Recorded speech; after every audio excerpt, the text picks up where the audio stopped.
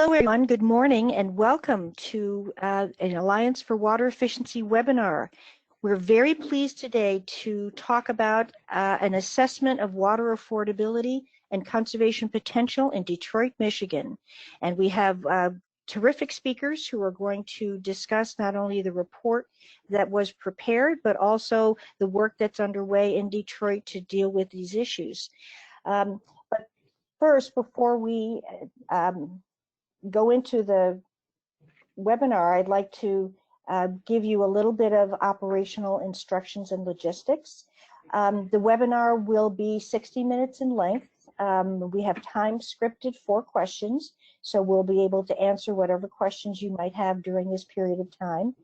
If you're hearing my voice, you already know that the audio is working for you. The audio is either through your telephone or your computer, microphone, and speakers. Both options will work. But we will be muting the phone line and the audio for all of you during this presentation because we're recording it. We want to be able to make the recording available on YouTube later. So we mute all of the attendees' lines so that we get a clean recording without a lot of background noise. We know that sometimes, people come into your office or, you might have papers rustling or coffee that you're drinking, and all of those noises then won't transmit into the recording. But that doesn't mean we don't want you to participate. We very much want you to ask questions if you have any, and participate and give us comments if you wish. And comments can be typed into the dialog box that GoToWebinar provides. So if you look at your upper right-hand corner of your screen, there's an orange rectangle with a white arrow. If you click that open, it'll open up a dialog box where you can type in whatever questions you might have. You can type them in along the way. It's fine. We'll take the questions in the order that they were received. And what we'll do is we'll let all the speakers speak first, and then we'll take your questions at the end before the webinar is over, and the speakers will be happy to answer your questions. So at this point, I'd like to move to introduce you to the speakers who are on this webinar today. In addition to myself, Mary Ann Dickinson, I'm the President and CEO of the Alliance for Water Efficiency. We also are very pleased to have with us today Deborah Pospich, who is the Chief Administrative Officer and General Counsel for the Detroit Water and Sewerage Department. We also have Rob Zimmerman, who is the former Director of Sustainability for Kohler Company and the funder of the work that we're going to talk about today in the report. And Bill Christensen, who is our Director of Programs at the Alliance for Water Efficiency and largely the author of the report that you're going to hear about today. So at this point, I'm going to turn it over to Bill, who will walk you through today's webinar roadmap. Yeah, thank you, Marianne. I'm just going to start off with a quick overview of the webinar. First, I'm going to talk about our new report titled An Assessment of Water Affordability and Conservation Potential in Detroit, Michigan. And then Rob is going to talk about Kohler's efforts related to water affordability in Detroit. And then Deborah, who's joined us, is going to talk about Detroit's water affordability program. And then, as Marianne mentioned, we'll have time for questions at the end. So next slide, please. Before I cover our latest report, I just wanted to mention some of AWE's resources related to water utility finance, rates, and conservation. We have numerous resources, and I wanted to point to a few of them. Our Financing Sustainable Water Initiative has a website with a lot of great information. It includes a resource search with a database of journal articles, reports, and case studies. And it also houses our rates handbook that's titled Building Better Rates for an Uncertain World. And it also houses our sales forecasting and rate model, which is a really cool Excel-based model where you can evaluate water rates, including a change in your rate structure, and see what that impact will be. Perhaps the coolest thing about the rate model is it has the ability to simulate the performance of your rates given uncertain growth, uncertain weather, and even drought risk. So the handbook and the model can be downloaded there free of charge if you visit our Financing Sustainable Water website. We also have 4 avoided cost studies that evaluated the impact of water conservation on customers. So we've done them for Westminster, Colorado, Tucson, Arizona, Gilbert, Arizona, and Los Angeles, California. And all of these reports demonstrate that customer bills are lower than they would have been without the impact of water conservation and the help of water conservation in avoiding costs. And then last, but certainly not least, our AWE water conservation tracking tool is an Excel-based model that's available for free to our members that can be used to evaluate the costs and benefits of water conservation programs. And the reason I included it here is it includes, in addition to benefit cost analyses, it includes impacts to revenue, rates, and customer bills. So I just wanted to point these resources out, and please check them out if you're interested. If you go to our YouTube page, there are webinars about most of this stuff. So next slide, please. So we're here to talk about our latest report, which was a water affordability assessment and a water conservation potential assessment in Detroit, Michigan. So just to touch on the key components of this report, we first have our water affordability assessment, in which we use relatively new indicators that I'll talk about in more detail. And we included the water service charge, the sewer service charge, and water and sewer volumetric rates. On the conservation potential assessment side of things, we used an inefficient toilet stock estimate for single-family homes as our proxy, and we conducted this assessment for 291 census tracts in Detroit using 2018 data. Next slide, please. Before I get too deep into this, I want to say thank you to Kohler for making this work possible and funding it. And I also want to thank many City of Detroit agencies, the Detroit Health Department, the Office of Sustainability, Water and Sewerage Department that's represented today on the webinar, as well as Wayne Metro Community Action Agency. We talked with a number of people at these agencies as we were doing our work and got a lot of great insight. And there's really a lot of great people doing some amazing work in these agencies. And so thank you again to Kohler in the City of Detroit. Next slide. So the report has a pretty standard structure, and it's not the longest report ever, but it's pretty dense. So we created an executive summary up front and tried to present everything as concisely as possible right up front. And then we get into an intro with a reference to the literature. We didn't do a full-on lit review, but we covered some of the key pieces of this topic and also pointed to some utilities that have programs to address affordability issues. And then we dig into our affordability assessment, and we used the household burden indicator, the poverty prevalence indicator, and then a descriptor that combines those two indicators to generate a qualitative description of affordability. And then for our conservation potential assessment, I already mentioned that we used an inefficient toilet stock estimate for single-family households. And then we derived or calculated a savings potential based on that and also evaluated bill impacts. Next slide. So what are these relatively new affordability indicators I'm talking about? Well, first, we have the HBI. And I should say first that these affordability indicators were put forth in the paper cited at the bottom of the slide. And that paper was released in April of 2019, so fairly new, just over a year old. And looking at the HBI, it is the total annual basic water sector household cost divided by the upper boundary of the lowest quintile income. That is, it is a ratio of the cost of water service and income.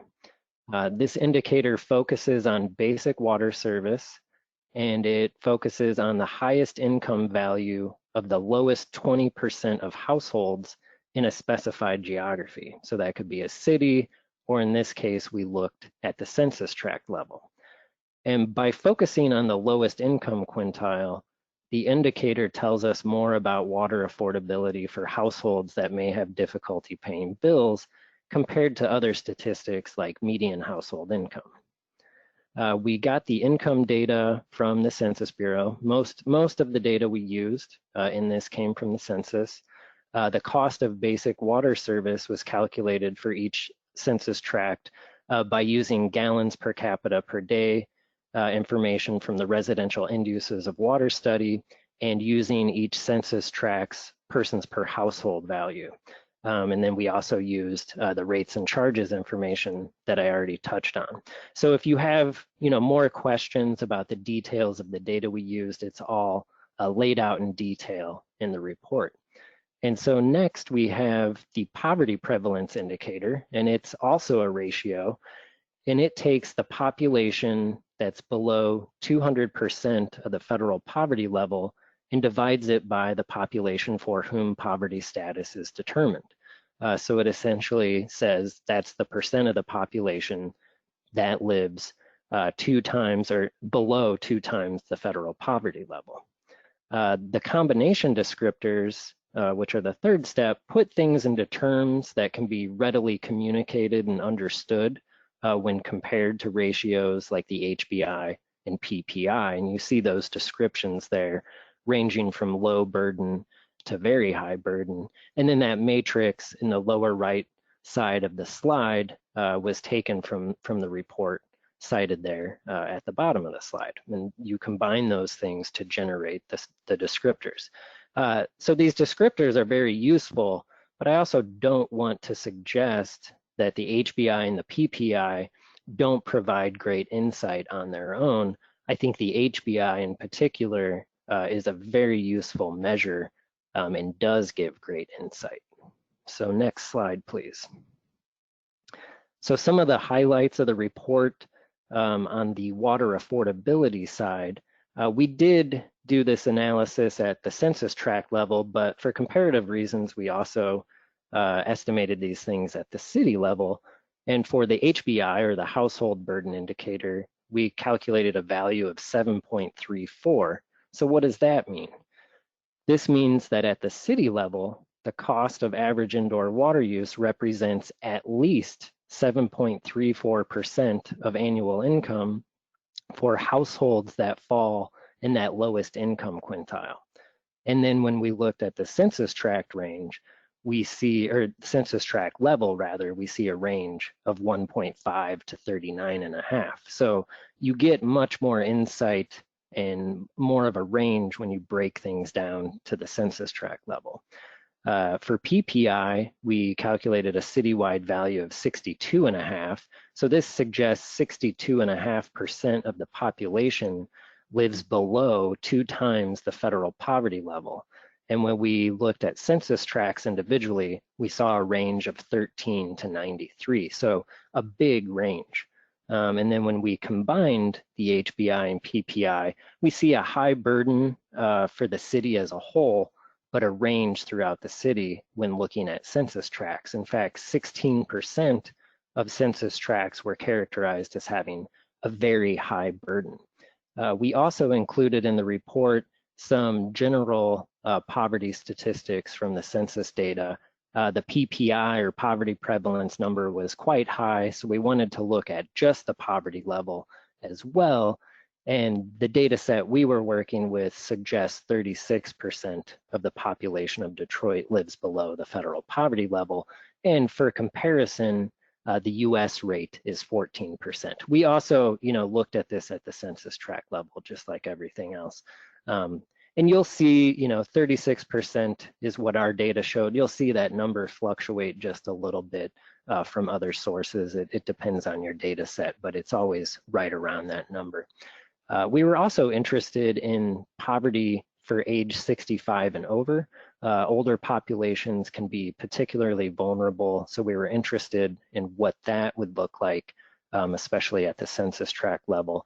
But we found 20% of the population age 65 and over in Detroit lives below the federal poverty level. And for comparison, the US rate is 9%. So both of those things we're seeing more than twice the rate of poverty compared to the US average.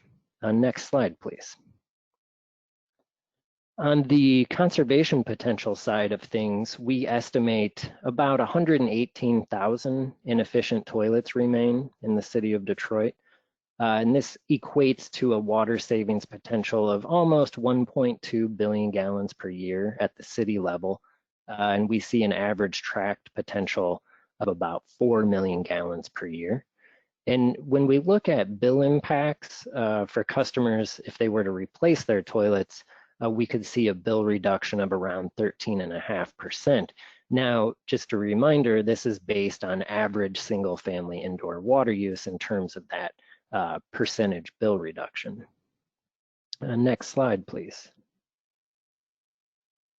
Throughout the report, on all the data points and indicators we report on, we include a matching histogram and map. So on the left, we see a histogram that represents the poverty prevalence indicator. And on the left side, we see number of census tracts, and then on the horizontal axis, we see the poverty prevalence indicator. And if you look at the third column that has the most census tracts in it, that's a range of 50 to 75 for poverty prevalence. And if you look over at the map on the right-hand side of the slide, that also represents poverty prevalence. It's the same data in the chart, but represented in a map. And if you look at the map legend, the items in the legend match the bins in the charts. And that's a theme throughout the report. So you can look at a chart, see how the data are distributed, and then look at the map and get a grasp of the geographic distribution of that data. And you can see from that map just the high prevalence of poverty throughout the city, but you can see where it's located. And next slide, please. So I'm going to show a couple maps just to give you a flavor of what's in the report if you haven't seen it. This map is showing that combination descriptor that combines the HBI, or the household burden indicator, with the poverty prevalence indicator. And you can just see, again, the geographic variability of that data, looking at low burden all the way through a very high burden. I'll point out here too, you see some census tracts that are shaded. There were 6 census tracts that were not included just due to having insufficient data. And then that middle section of the city is actually not the city of Detroit. And next slide, please. So this map shows the water savings potential for each census tract. And like I said, there's a map for every piece of data we analyzed and every indicator we offered in the report. And this one focuses on water savings. And we can look at this and see throughout the city where the greatest savings potential is by census tract. And that's not to say that where there appears to not be a lot of opportunity, it doesn't mean there aren't older homes there with inefficient toilets. Those census tracts may have less housing units to begin with, or they may have less older housing units. So there's more to it than just looking at this map and saying, oh, there's no opportunity in those lighter shaded tracts, but it certainly emphasizes where the greatest opportunity lies. And a map like this could be combined with where there's the greatest need. And I also just want to take a moment to say, if we identify a census tract that suggests there's a low burden overall for that tract, that doesn't mean there aren't customers within that tract that could use assistance. So you wouldn't want to just not consider that tract at all for a program. And next slide. So this will be my last slide. I just want to touch on some of the key findings and messages. First, the results demonstrate a clear need for assistance in Detroit.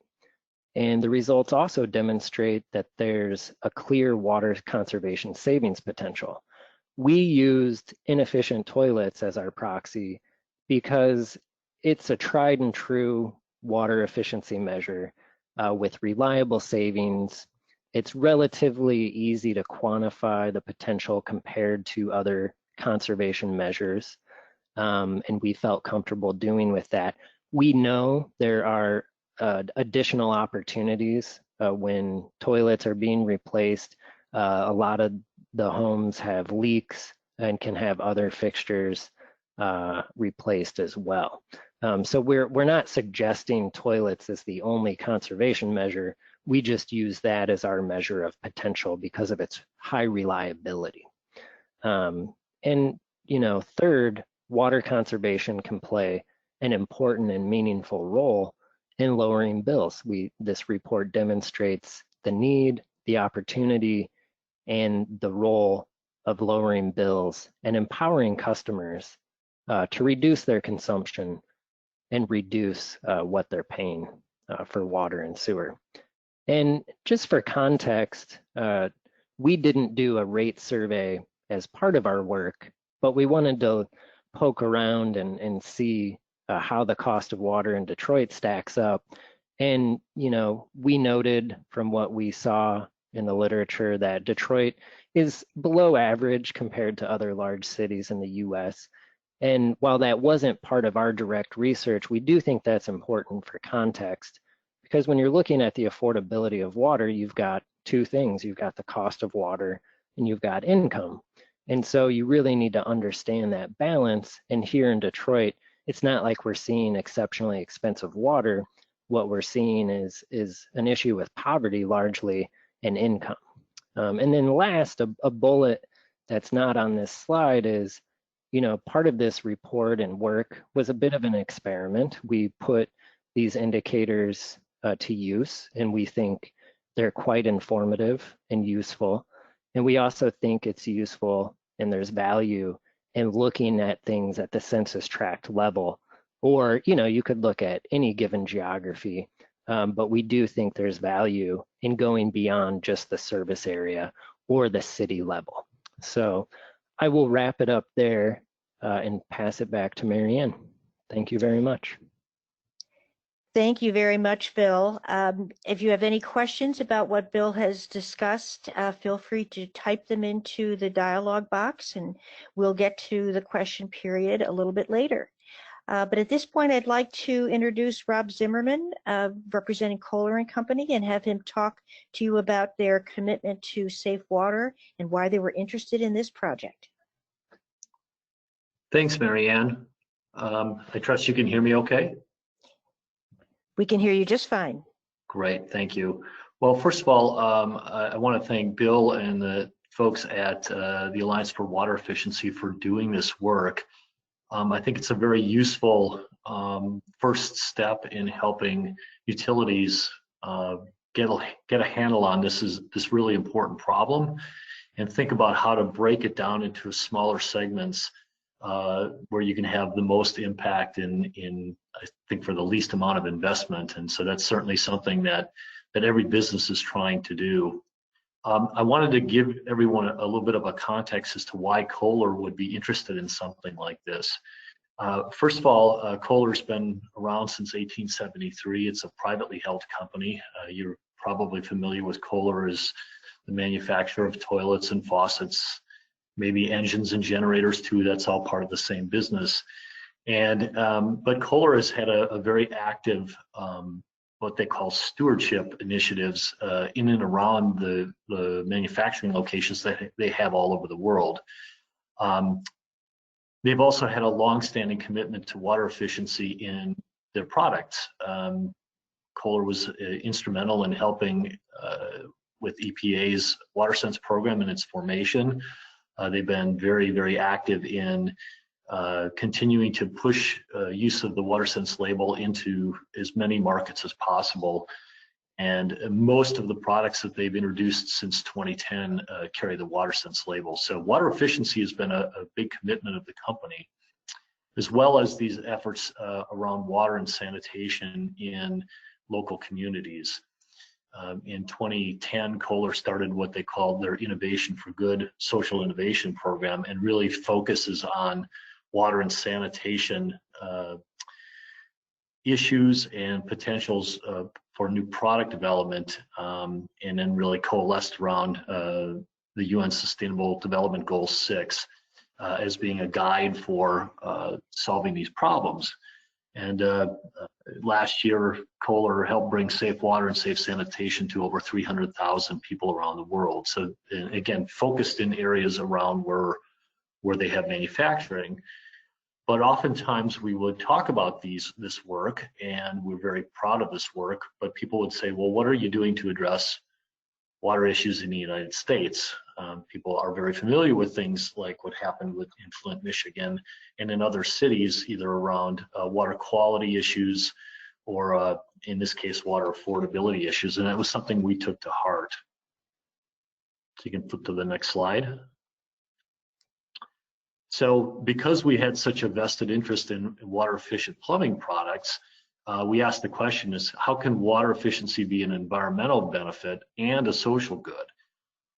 We were talking a lot about the environmental benefit. I was the director of sustainability, and so we were able to very carefully measure and estimate that. But the social good was something that we really didn't know how to approach.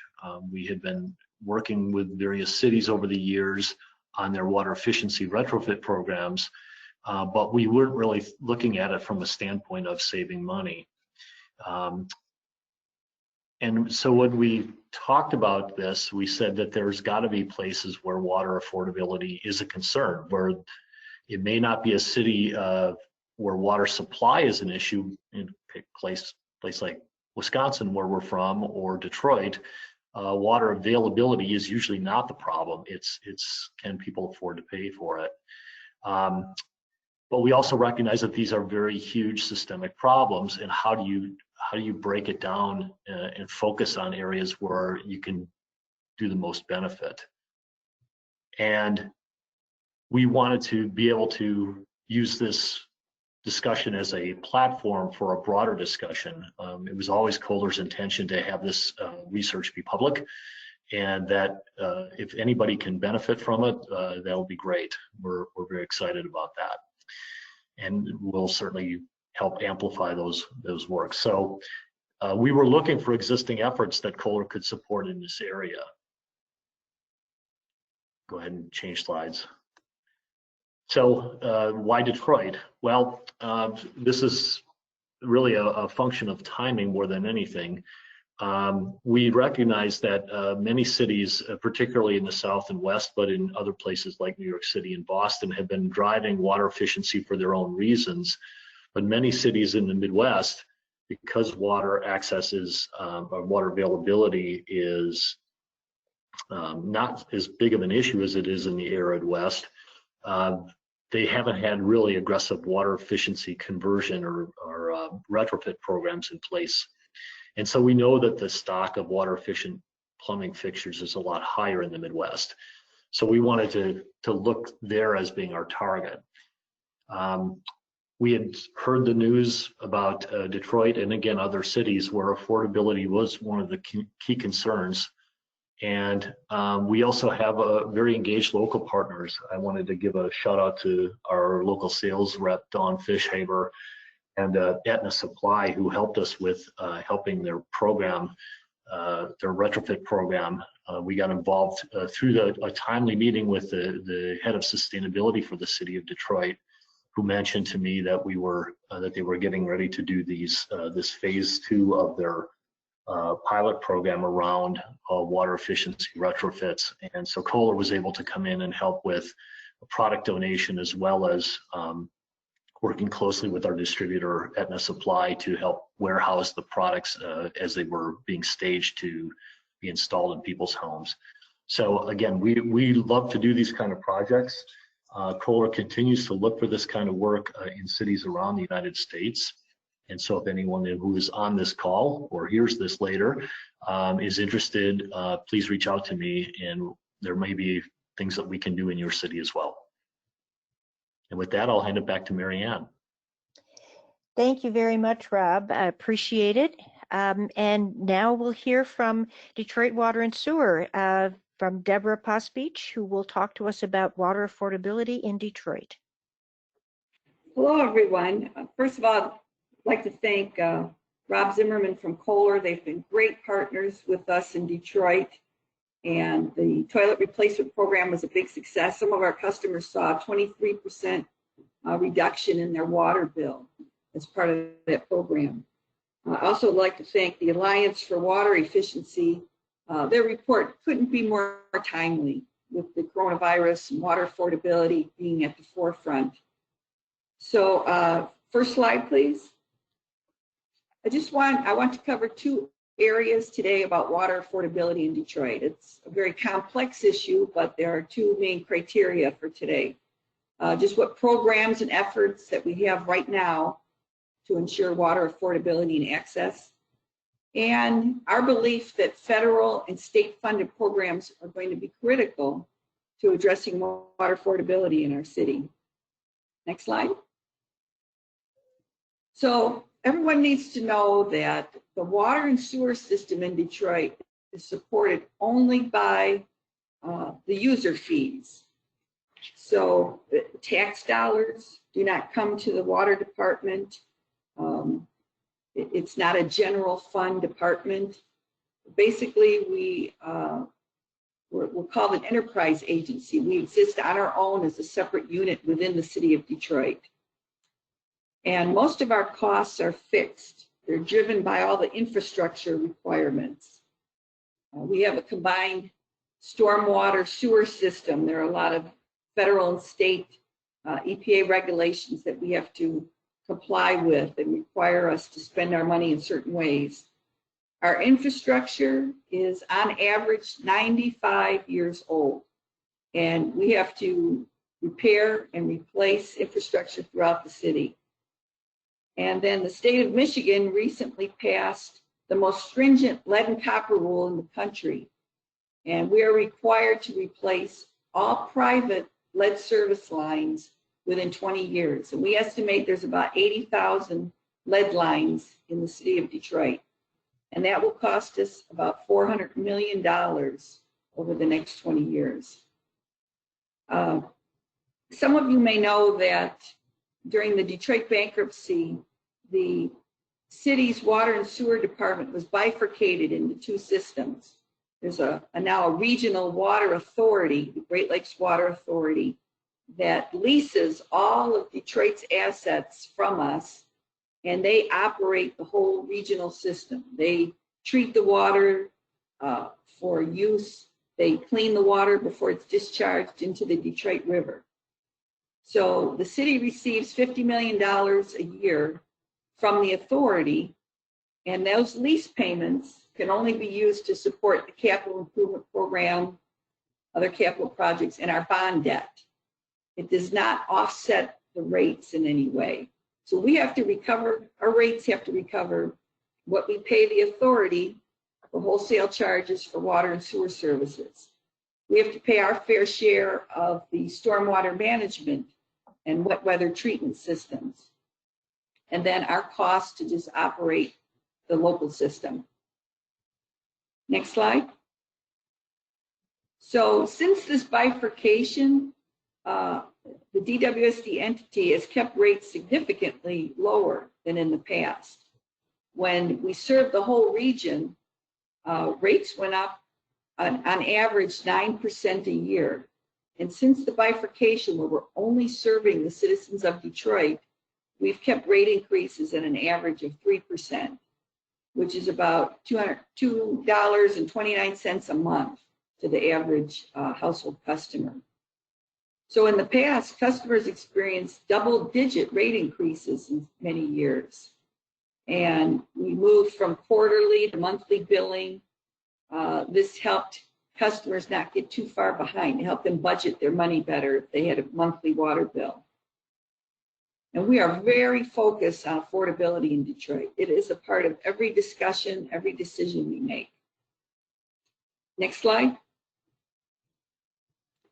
So our collection rate is now near the national average. The national average is 95%. We're at about 92%.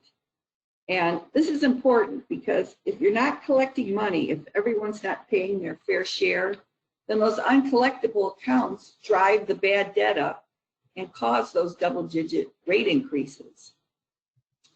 Even with moderate collection efforts, including service interruptions, our bad debt expense still adds about 10% to our rates. But every 1% of revenue we can collect, it's another $3.5 million a year in revenues that is not passed on to customers in bad debt. So we use service interruptions, but it's a last resort to incentivize our customers, the ones who can pay. 92% have the ability to pay their bills. They manage their money, but they have enough sufficient income to pay their water bill. And we also use service interruptions for people who we find out are stealing water, tampering with meters, disconnecting the water system from the meter, things of that nature. Disconnecting the meter, cutting the line. Service interruptions, though, are not the proper collection tool for residents in abject poverty or who have no income. And that's where we struggle. Next slide. So we're working very hard to reduce water waste in the city. I won't, go through all these points, but first of all, we have to maintain our system properly. About 1/3 of the water volume that we pay for from wholesale rates is lost somewhere in the system due to leaks. So with regard to our local infrastructure, we've got to have good preventive maintenance to prevent leaks and water loss. We got to make sure that the valves are opening and shutting properly. So we have a very robust asset management program. We have a $500 million 5-year program that will help lower the number of leaks in the system. And then for the customer themselves, each customer, fixing those plumbing leaks and service line leaks is just a huge benefit for the utility as a whole and each customer. We have a big problem with vacant homes that are just leaking water everywhere. And some of you may have seen, I think it's an infamous picture now of the ice house. There was broken pipes throughout the house. The water was just running. And in the middle of winter, all that water pouring out the windows just froze. That's unfortunately a situation throughout the city. We give home inspections. We offer plumbing repairs to qualified income-based customers. Our program with Kohler to replace inefficient toilets was a big success, and now we have a second program in place. And we've issued an RFP to have a citywide toilet replacement program. And as explained earlier in our first presentation, there's about 118,000 inefficient toilets in Detroit that are probably out there using up 1.8 billion gallons of water a year. That's wasted water. That's water bills that are too high due to waste. So this is a huge area for improvement in water affordability. Next slide. So we have 2 payment assistance programs right now. The first one helps mainly middle and upper income households. Maybe they're having a temporary income issue. It's called 1030/50 payment plan. So you make a 10% down payment, and then we'll spread out payments between 6 and 24 months. And it just depending on the amount owed. You have to pay your regular bill. You have to help pay down the delinquent debt. If you miss a payment, you have to come in and then put down 30% down payment to get back on the payment plan. Same thing, you break it again, 50% goes down. And you can just sign up for this payment plan by calling us or just do it right online yourself. And we have thousands of customers who've made use of this payment plan, and it's been very successful. Next slide. So our next payment assistance program is called the Raft Program, Water Residential Assistance Program. And our director has spoken around the country about this program. It's been very effective. This is for customers whose income is at 200% or below the federal poverty level. So we've recently expanded the program, so it's 200%. It used to be 150. So about 5,000 more households can enroll. So we help with plumbing repairs up to an average of $1,500 per household. Even rental properties are now eligible for the program. And the amount of credit that a customer can receive through the program is $25 payment stipend, and they work down the arrearages. As long as you keep up with your payments, we will eventually clear out your arrearages over time. This is a 2-year program, and it's, again, for people who are experiencing perhaps a temporary loss of income. About 16,500 households have enrolled in this program since March of 16. $7.5 million have been funneled to these customers. It's been a great success. Right now, we have 2.7 million available for customers to join this program. Next slide. So I explained programs for customers who have a means to pay. They have an income. There's maybe a temporary situation that interferes with their ability to pay. What we don't have is a program for customers in abject poverty who have no income. These customers have a lot of issues going on. It's not just an inability to pay their water bill. There's many things going on in that household. We have a lot of squatters who reside in abandoned properties. There's people who are living off the grid. We don't know who they are. They're not our customers, but they're living without water. And they may not be reaching out for a whole host of reasons: distrust of government, mental health issues. They could be victims of predatory landlords who have them in a old house with leaky pipes everywhere. The landlord won't fix the pipes. The water bill's astronomical and they can't afford it. But it's a roof over their heads, so they stay in that home. So our mayor has recently created what's called the Community Health Corps. And it's going to marshal all types of resources: housing, healthcare, transportation, job help, childcare, food assistance, utility assistance. We're going to have wraparound services for these families in abject poverty, so that they not only get the water back on, but they have, a safe place to live and can take care of their families. We find that there's 4 key areas for this Community Health Corps: housing insecurity, utilities, food, and mental health challenges. These are the top priorities that we've seen day to day. Next slide. Here's an example of one of our customers who came to us for help. 2 different customers, actually. These customers were not just facing water affordability issues. They needed meaningful intervention from the city. These 2 pictures on the left are someone who's been living without water. And as part of the coronavirus outreach, we went to their house to turn the water back on. We couldn't. Look at this house. We couldn't just turn on the water. This house needed over almost $8,000 of repairs just to turn the water on and to get the furnace working for them in the winter. The person living at this house with a child had mental health issues. We needed to get them to an alternative home. This was not suitable. The house on the right literally just crumbled around the family.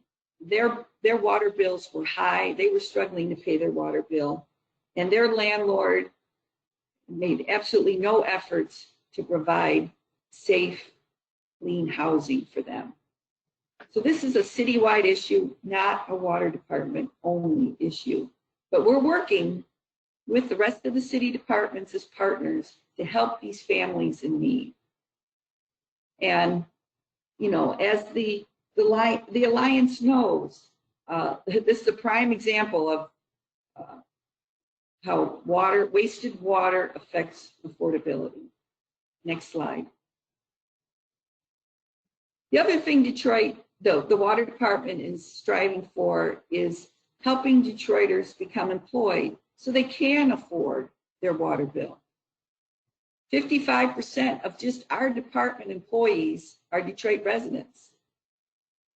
We have funneled millions of dollars of contracts to Detroit-based businesses that hire Detroiters so that those can become customers to the department and they're able to pay their bills. So this is another way we're trying to help with water affordability. Next slide.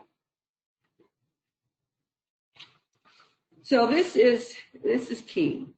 As you can see, there's a segment of the population that is going to need substantial assistance. Our current programs won't be enough. So the state recently passed Public Act 123, and it's relief for the COVID-19 emergency. So it's a temporary program, but it helps. And residents who qualify for SNAP, for food assistance, they're automatically eligible. If they can't pay their bill and they're getting food assistance, there's going to be $25 million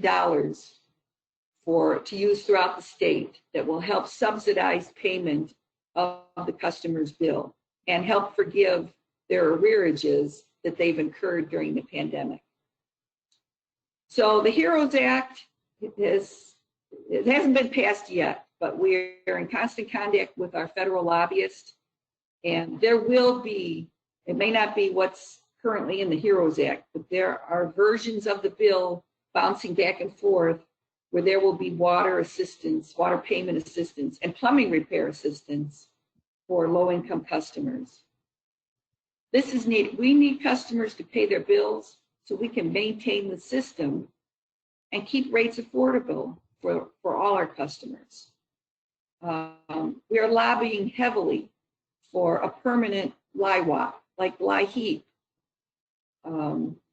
We need our legislative partners across the country to help advocate for a national payment assistance program that's permanent, not just during a pandemic. We also need infrastructure dollars for this lead line replacement. Passing $400 million of costs onto our customers will undoubtedly affect water affordability.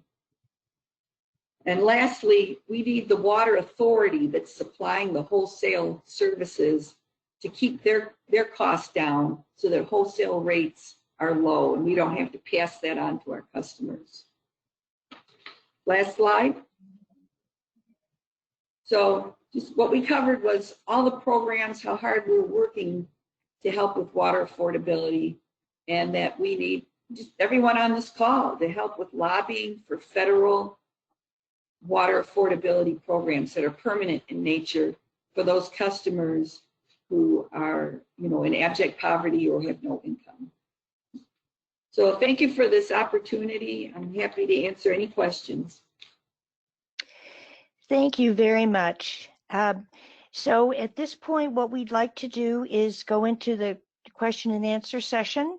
Thank you all for your great presentations. Thanks to the attendees for being with us through this webinar. So if you have questions, type them in now and we will answer them. While you're doing that, just want to let you know that because we're running short on time, we probably won't be able to get to all of your questions today, but if your question hasn't been answered, email us and we will be happy to answer it by email. We'll make a PDF of this presentation and a link for the webinar recording. We'll make them available in a few days. We'll have them posted on our website, so check back with us. If you're registered, you'll automatically get that notice from us that it's available. And lastly, just plan on joining us on August 25th for our next webinar. It's on exemplary utility programs, and we're going to be featuring commercial kitchen conservation programs and training opportunities for commercial kitchen owners and operators. You can sign up for regular efficiency news and events at our website, and as always, we welcome you to join us. So, Liam, what questions do we have for our speakers? All right, thanks, Marianne. First question, is there a potential for outdoor water savings? Is there data on irrigated landscapes?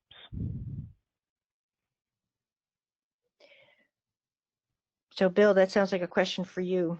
Yeah, sure. For this particular analysis, we relied on indoor water use for our assessment of affordability because the indicators typically use basic water service costs, and indoor falls into that category. The value we used was from the residential end uses of water study, and it was 58.6 gallons per capita per day.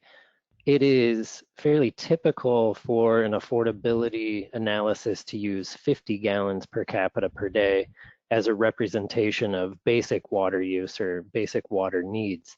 That said, great question, and outdoor water use can certainly play into making bills more affordable if there's, substantial outdoor water use or outdoor water use at all. So it depends on, where those customers are.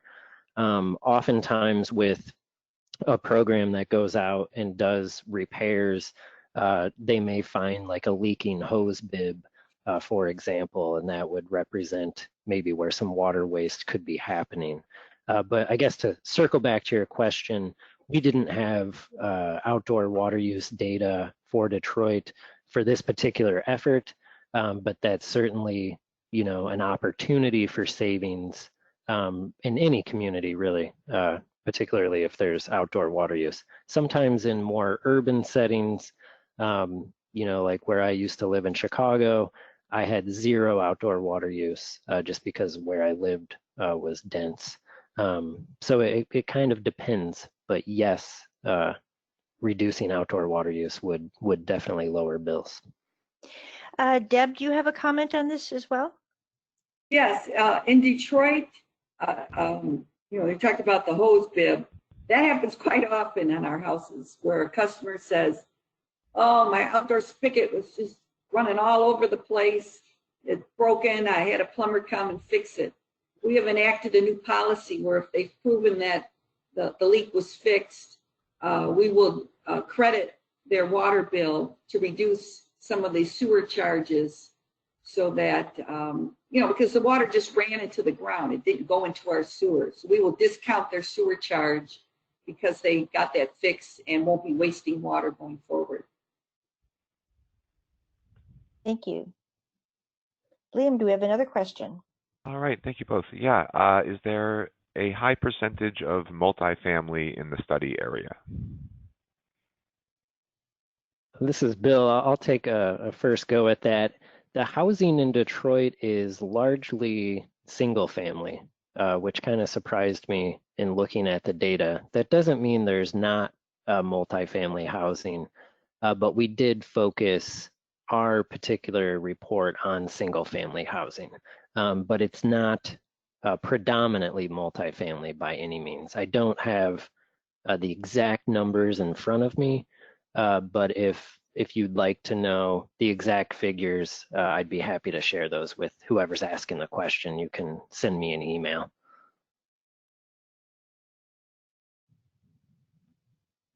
Okay, thanks, Bill. What was the gallons per flush of the toilets initially considered inefficient? Was it 3.5 gallons per flush only, or was 1.6 included as well? It was assumed that the toilets being replaced were 3.5 gallons per flush. That's a great question. Okay. This looks like just a little clarification on the process. When calculating the PPI, did you use the average person per household number calculated for each census tract, then based on the U.S. poverty guidelines, find the 200% value based on the PPH, and then what percentage of the population's income is below that value from the ACS data? Great question. And luckily, both data points used in the PPI ratio are available from the Census Bureau data. And so we didn't have to do anything except find those 2 data points and do the calculation. So there wasn't a lot of processing there. The census data contains information on population living below 200% of the federal poverty level, and then also has the value for the denominator, which is the population for which poverty has been determined. So those data points are readily available from the census. Okay, it looks like a follow-up. Likewise with the HBI, since they use total housing units instead of just single-family residences, because they were getting too high of values, does that not skew the data since it doesn't represent single-family residences? That is a great question as well. And the person who asked that question read the report. So yeah, we attempted to calculated persons per household for single family homes. However, we saw just a lot of data anomalies and saw extremely high values. So we relied on a persons per household estimate that included all housing units in the census tract. And while not ideal, that's what we went with. And looking at the data points for the persons per household estimate, including all housing, versus looking at just the single family homes, we didn't see a large shift in the census tracts that we were able to calculate single family only persons per household. Those persons per household values were very similar when we included both single family and multifamily. So to the person who asked that question, I would be happy to talk with you offline, but we feel the numbers were representative enough for this analysis. All right, thanks, Bill. This looks like one for you, Deborah. What type of marketing and educational programs are being conducted? Is the city targeting homeowners, renters, et cetera? Any type of creative marketing or branding? When we had the Kohler program, the first program, there was a lot of marketing for that. We're gearing up for another program, and then, like I said, putting out that RFP. As far as a day-to-day water conservancy marketing effort, we probably could do better in that regard. We do have some literature and things on our website, but I would not say that we're out in the neighborhoods promoting water conservation as much as maybe we should. And in some cases, for a lot of people, it's out of their control because 50% of our residents are renters and they can't, make the changes to the home plumbing.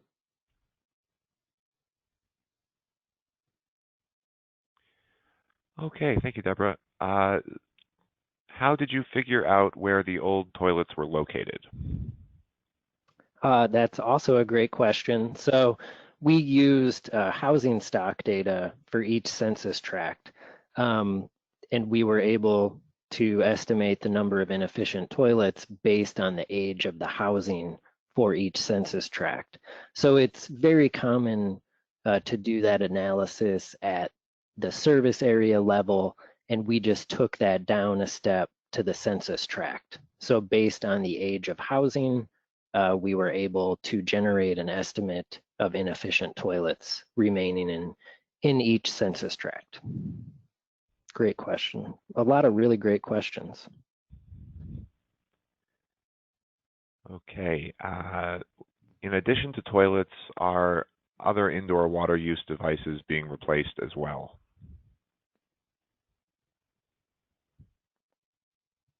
That sounds like a question for Deborah. Yeah, absolutely. Laundry tubs, the plumbing to the laundry tub. Yes, under sink pipes, things of that nature. But we've had, like you said, for an average of $1,500 per household, we can spend on plumbing repairs. And that one house I showed you, just needed astronomical repairs and more than the value of the house itself. So we moved that person to alternative housing. And this is Rob. I can add into that. It really does require a house by house inspection to determine what's needed, whether an entire faucet has to be replaced or a simple aerator replacement is sufficient. But between the faucets, the shower heads, and the toilets, when the city program was implemented at a given households, they would look at all of that. I know for the purposes of the study, Bill used the proxy of water efficient toilets, but I think it's fair to assume that there would be water efficient shower heads and faucets in those homes as well. So Liam, we're at the top of the hour. Let's take just 2 more questions, and then we'll close up. All right, will do. Next question. On average, how many toilets were replaced in a single-family home to achieve the 23% reduction in water bills? I do not know. Well, and it's, I don't know what the number was per household, but I know when they would go in and inspect them, that they would replace all of them if they could, and you know, so it was anywhere typically between 1 and 3, but it was again on a household by household basis. Right. All right, thank you both.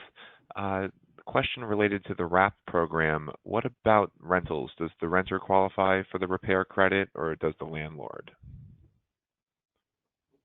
Well, the repair credit, under the way the expanded program, a tenant can say, my water bill is unaffordable. We will come in and make those changes to the property, even though it's the landlord's responsibility. In exchange, the landlord has to agree not to raise the rent for 1 year.